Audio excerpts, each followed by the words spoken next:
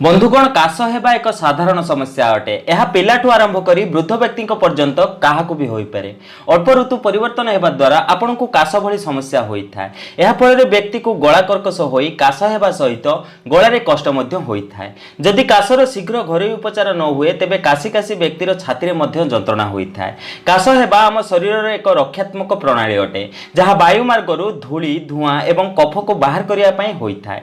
एही कारणरु गलारे इरिटेशन होई थाए एवं काश द्वारा शरीर यह बाहर को काढ़ी थाए। तेबे आज भिडियो को आप शेष जाए निहाती देखंतु। आपन को जेकोसी प्रकार काश हेउथाउ ताहा तुरंत भल होई जिवो।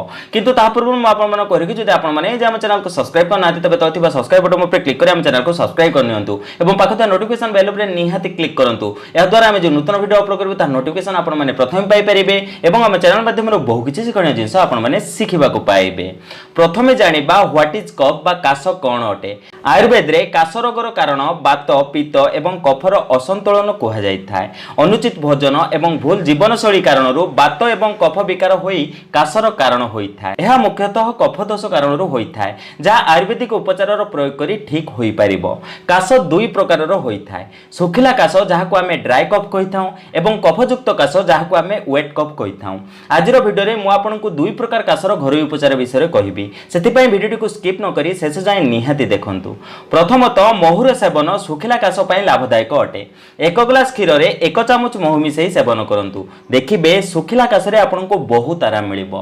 हळदीर प्रयोग करी मध्ये आपन काश भली समस्या को ठीक करि परिबे। हळदीरु एंटीबैक्टीरियल एवं एंटीवायरल गुण मिलि थाए। 1 चामच हळदी एवं 1 चामच जुआणी को 1 ग्लास पानी रे पकेई बॉयल करंतु। जेबे एही पानी फुटी फुटी अधा होई जिवो तेबे आपन एहा को छाणी नियंतु। एबे आपन एथिरे आधा चामच महू मिसांतु एवं दिन रे 2 थर आपन एहार सेवन करंतु। एहा छडा कंचा हळदी को किछि समय पाटी रे रखंतु। जेमिति जेमिति एहार रस आपनको गळा रे लागिबो सेमिति सेमिति काशर उग्रता कमिबाकू लागिबो।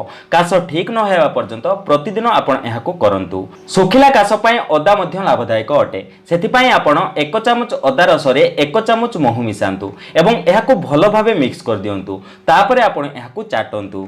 देखिबे सुखिला काश रे आपनको बहुत आराम मिलिबो।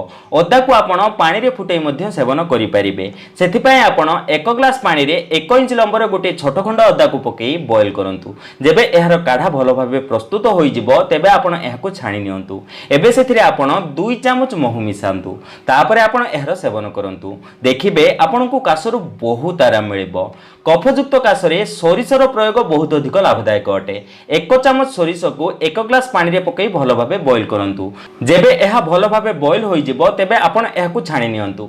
तापरे आपण एहार सेवन करंतु। एही पानी रो सेवन करिबा द्वारा जमिथिबा कफरु बहुत आराम मिलि थाए। सोरिष मंजी रे मौजूद सल्फर जमिथिबा कफ को बाहर को काढिबारे सहाय्य करि थाए। कफयुक्त काश रे गोलमरीचर प्रयोग मध्य लाभदायक अटे। गोलमरीच कफ को बाहर को काढिबारे सहाय्य करि थाए तथा बंद नाग को खोलिबारे मध्य सहाय्य करि थाए। आधा चामच गोलमरीच गुंड को 1 चामच महू रे भलो भाबे मिसई ताहार सेवन करंतु बा आपण एहा को चा रे मध्य मिसई सेवन करि परिबे। देखिबे आपण को कफयुक्त काशरु बहुत आराम मिलिबो।